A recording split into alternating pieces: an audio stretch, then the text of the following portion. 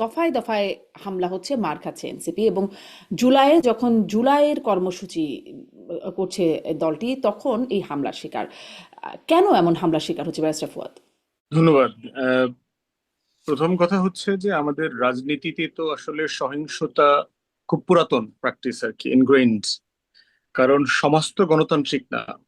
আমাদের মাঝে মধ্যে নির্বাচন হয়, ভোট হয়, কিন্তু গণতন্ত্রের যে চর্চাটা সেটা রাজনৈতিক দলের মধ্যে নাই, সমাজে নাই, পরিবারে নাই, স্কুল কলেজ থেকে আমাদের শেখানো হয় না। তো যে জিনিসটা আসলে পুরো সমাজ প্র্যাকটিস করে না, যে আপনি একটা ডিসপিউট কিভাবে হ্যান্ডেল করবেন, একটা দ্বিমত কিভাবে হ্যান্ডেল করবেন। আপনারা যারা লম্বা সময় ওখানে থাকেন, আমি লম্বা সময় ইউরোপে থেকেছি, স্কুল কলেজে কাজ করেছি, আমরা দেখেছি যে বাচ্চাদেরকে ছোটবেলা থেকে ডিসপিউট রেজলিউশন শেখানো হয়। মাঠে মারামারি করেছে, তারপরে বাচ্চাদেরকে এনে ওইটা কাউন্সিলিং করা হচ্ছে যে আসলে এটা কিভাবে ডিল করা যেত বাচ্চাদেরকে। তো আমাদেরকে তো আসলে কখনো কোনোদিন স্কুলে কলেজে পরিবারে আমাদেরকে বাবা মা মনে করছে উল্টা পাল্টা নগদে দুইটা চড়থাপ্পড় লাগাই দিছে আর কি। তা এখন চড়থাপ্পড় তো কি শুধু রাস্তায় আমার লাগাইতেছে, আমার টিচার আমাদেরকে চড়থাপ্পড় মারতেছে, আমার বাবা মা আমাকে চড়থাপ্পড় মারতেছে। আমাদের গাড়ি ভাঙার অভ্যেস তো আমরা ঘর থেকে শিখতেছি, স্কুল কলেজ থেকে শিখতেছি।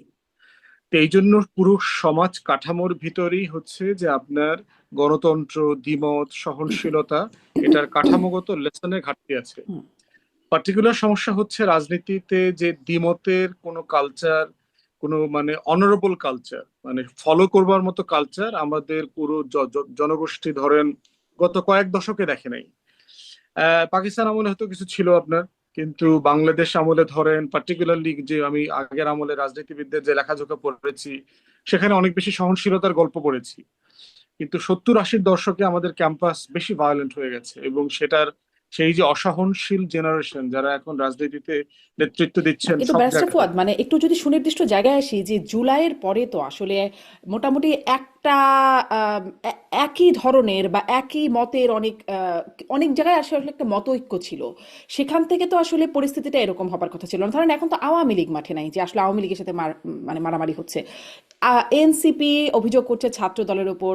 মানে এদের মধ্যে তো এমনটা হবার কথা ছিল না 2 বছর যেতে না যেতেই। মানে সেটির কারণ কি, সেটি আমি জিজ্ঞাসা না করছি। না, কথা কথা ছিল, এটাই হবার কথা। ছিল, আচ্ছা। এটাই হবার কথা, কারণ হচ্ছে হুম। রাজনৈতিক সহিংসতাকে আপনি ডিল করবেন কিভাবে। একটা জিনিস তো চলে আসছে, মানে দশকের পর দশক ধরে চলে আসছে। আমাদের গ্রামে গঞ্জে জমি জমা নিয়ে মারামারি, আদালত পর্যন্ত মারামারি, খুন খারাপি, সবকিছু তো আমাদের পরম্পরা ধরে আমরা দেখে আসছি। এই যে মবের কথা বলেন, আমরা ছোটবেলায় দল বেঁধে স্কুল থেকে গেছি গ্রামে চোর পিটাইতে। আমাদের কাছে খবর আসছে অমুক গ্রামে একটা চোর পাওয়া গেছে, তা আমরা চোর দেখতে গেছি তাকে সবাই কিভাবে পিটায়। তো এই বিষয়গুলো তো রাষ্ট্র আকারে, সমাজ আকারে আমরা আমরা কখনো অ্যাড্রেস করবার চেষ্টা করি নাই। এখন 24 হয়ে গেছে, মানে কি আসলে সব হয়ে গেছে? মানে 71-এর একটা যুদ্ধ হইলো, আমরা একটা দেশ পাইলাম, এরপরে কি বাকি সবকিছু তো হবার কথা ছিল না? হইলো তো তারপরেও।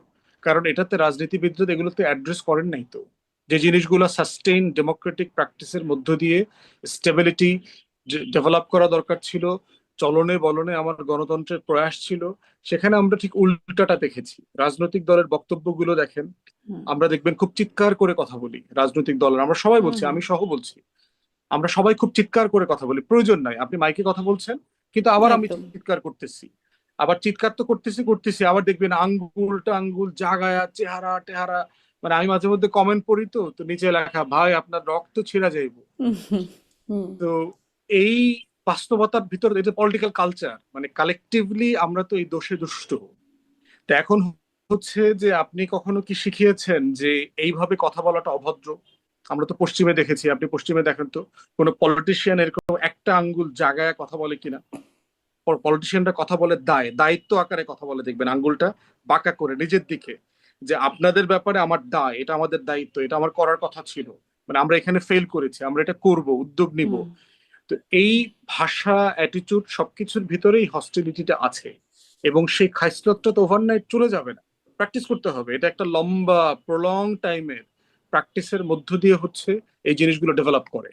এই জন্য হচ্ছে যে 24 হয়েছে, অথবা এর আগে 71 হয়েছে, দেশ স্বাধীন হয়েছে, এর আগে 47 হয়েছিল, আমরা ব্রিটিশ থেকে আলাদা হয়ে স্বাধীন হয়েছি, এর মানে তো খাইসলত অ্যাড্রেস করা হয় নাই, কোনো ফর্মেই অ্যাড্রেস করা হয় নাই, ডিসপিউট রেজলিউশন অ্যাড্রেস করা হয় নাই। এবং এই না, অসুস্থ কিন্তু আওয়ামী সমাজে, লীগের খাইছলতের জন্য আওয়ামী লীগ বিতাড়িত হলো, তারপরে সেই খাইছলত রয়ে গেল, শুধু আওয়ামী লীগ চলে গেল। না খাসলত তো রয়ে গেছে, যদি না বদলায় তাহলে তাদের পরিণতি একরকম হবে। আপনার মনে থাকার কথা, হাসিনার আমলে বলা হতো যে হাসিনাকে কোন কোন ভাষায় সমালোচনা করা যাবে, খুনি বলা যাবে না। আমার মনে আছে হুম, যে রিজভী ভাইয়ের একটা বক্তব্য কোট করেছে, তিনি বলছেন খুনি হাসিনার, এরকম একটা কথা বলছেন।